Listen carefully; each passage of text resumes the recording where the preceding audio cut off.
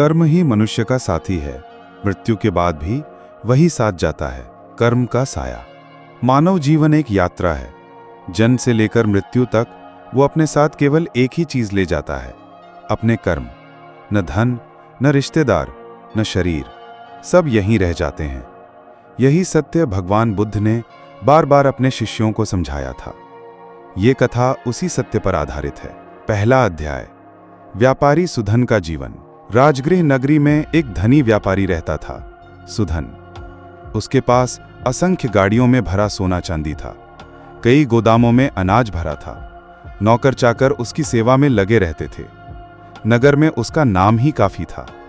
लोग उसे कहते, सुधन से बड़ा धनी कोई नहीं। उसके पास अपार खजाने हैं, उसके घर में कभी कमी नहीं होती। परंतु इस ऐश्वर्य के साथ साथ सुधन के हृदय में लोभ और अहंकार भी बढ़ते जा रहे थे। वो अक्सर सोचता, धन ही सब कुछ है, इसी धन से लोग मेरा सम्मान करते हैं। जब मैं मरूंगा तो यही धन मेरे साथ जाएगा, मेरा सच्चा मित्र यही है। उसके घर में कई अवसर आते।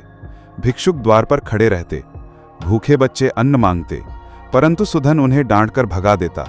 वो कहता, मेरे पास दान देने का समय नहीं है, मैंने मेहनत से कमाया है, किसी को मुफ्त क्यों दूं? उसकी पत्नी सुमित्रा उसे समझाती, स्वामी, धन क्षण भंगुर है, आज है कल नहीं रहेगा, थोड़ा दान करिए, पुण्य संचित होगा। पर सुधन हंसकर कहता, अरे मूर्ख स्त्री, पुण्य से पेट नहीं भरता, सोना चांदी ही असली शक्ति है। दूसरा अध्याय, भगवान बुद्ध का प्रवचन। एक बार भगवान बुद्ध राजगृह आए। उनका प्रवचन सुनने नगरवासी बड़ी संख्या में पहुंचे। सुधन भी उत्सुकता से वहां पहुंचा, क्योंकि वो देखना चाहता था कि ये सन्यासी आखिर कहता क्या है जिसकी इतनी ख्याति है। सभा में बुद्ध ने शांत स्वर में कहा, भिक्षुओं और गृहस्थों, मनुष्य अकेला जन्म लेता है, अकेला मरता है। जब मृत्यु आती है तब न धन साथ जाता है, न रिश्तेदार, न मित्र, सिर्फ उसका कर्म उसके साथ चलता है। जैसे छाया सदा मनुष्य का पीछा करती है, वैसे ही कर्म भी मृत्यु के बाद उसका पीछा करते हैं।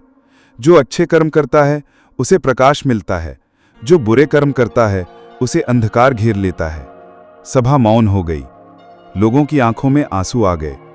पर सुधन मुस्कुराया और मन में बोला, ये सब कल्पनाएं हैं, मैंने जीवन भर धन कमाया है, मृत्यु के बाद भी यही मेरा सहारा बनेगा। ये भिक्षुक भले ही गरीब हों, पर मैं धनवान हूं। तीसरा अध्याय, बीमारी और मृत्यु। समय बीतता गया। सुधन की उम्र बढ़ी और उसका शरीर कमजोर होने लगा। एक दिन उसे गंभीर रोग हो गया। नगर के श्रेष्ठ वैद्य भी उसका उपचार न कर सके। बिस्तर पर पड़ा पड़ा वो सोचने लगा, अब मृत्यु पास है, पर कोई बात नहीं, मेरा सोना चांदी मेरा साथ देगा।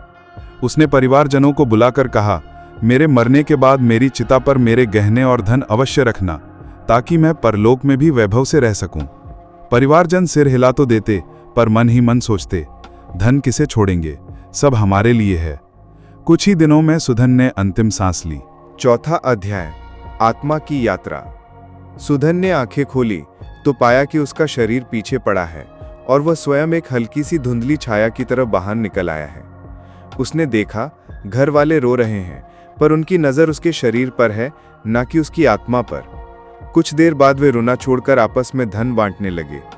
सुधन चिल्लाया, अरे मैं यहां हूं, मेरा धन कहां है? पर किसी ने उसे नहीं सुना। धीरे धीरे उसे खींचते हुए एक अदृश्य बल अंधेरे मार्ग की ओर ले गया। वह घबराकर बोला, कौन है, मुझे कहां ले जा रहा है? तभी उसके सामने एक भयानक रूप प्रकट हुआ। काला चेहरा, लाल आंखें, हाथ में अग्निदंड। वह बोला, मैं तेरे बुरे कर्म हूं। तूने जीवन भर लोभ किया, भूखों को भगाया, दूसरों को ठगकर धन कमाया। अब मैं तुझे दंड देने आया हूं। सुधन कांप गया। पांचवां अध्याय, अच्छे कर्म का साया। सुधन ने चीख कर कहा, क्या कोई है जो मेरी रक्षा करे? तभी अंधेरे के बीच से एक उजाला फूटा। सफेद वस्त्रों में एक शांत करुणामय रूप सामने आया। उसने कहा, डरो मत सुधन, मैं तुम्हारे अच्छे कर्म हूं। तुम्हें याद है, एक बार तुमने रास्ते में प्यासे को पानी पिलाया था, एक बार भूखे बच्चे को रोटी दी थी। वही छोटे छोटे पुण्य आज तुम्हें सहारा देने आए हैं। सुधन रो पड़ा। तो सच्चाई यही है, मेरा धन नहीं आया, न परिवार न मित्र, सिर्फ मेरे कर्म मेरे साथ हैं। छठा अध्याय, न्याय का दरबार। सुधन की आत्मा को यमलोक ले जाया गया। वहां एक विशाल दरबार था। दोनों ओर न्यायाधीश जैसे प्राणी बैठे थे। एक और उसके बुरे कर्मों की सूची थी, दूसरी ओर अच्छे कर्मों की। यमराज ने कहा, सुधन, तेरे पास अपार अवसर थे, पर तूने लोभ किया। फिर भी कुछ छोटे पुण्य तेरी रक्षा करते हैं। तुझे तुरंत नरक में नहीं भेजा जाएगा। तुझे नए जीवन में अवसर दिया जाएगा ताकि तू अपने कर्म सुधार सके। सुधन की आत्मा कांप उठी। उसे नया जन्म मिला, पर एक गरीब परिवार में। अब उसे समझ आ गया कि धन क्षणभंगुर है, कर्म ही सच्चा धन है। 7वां अध्याय, सुधन का परिवर्तन। नए जीवन में सुधन को पिछला जीवन याद रहा। अब वह हर किसी की मदद करता। भूखे को भोजन, प्यासे को पानी, दुखी को सांत्वना देता। उसके भीतर करुणा और दया थी। लोग पूछते, तुम गरीब होकर भी इतना दान क्यों करते हो? वह मुस्कुराकर कहता, क्योंकि धन नहीं, कर्म साथ जाते हैं। मैंने वह सत्य अपने प्राणों से सीखा है। निष्कर्ष, यह कथा हमें यही सिखाती है, धन, वैभव और रिश्तेदार मृत्यु के बाद नहीं चलते, सिर्फ कर्म ही अमर साथी है। अच्छा कर्म परलोक का प्रकाश है, बुरा कर्म अंधकार। शिक्षा, धन का मोह त्यागो, यह नश्वर है।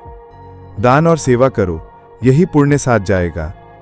कर्मों का ध्यान रखो, क्योंकि मृत्यु के बाद वही न्याय का आधार है।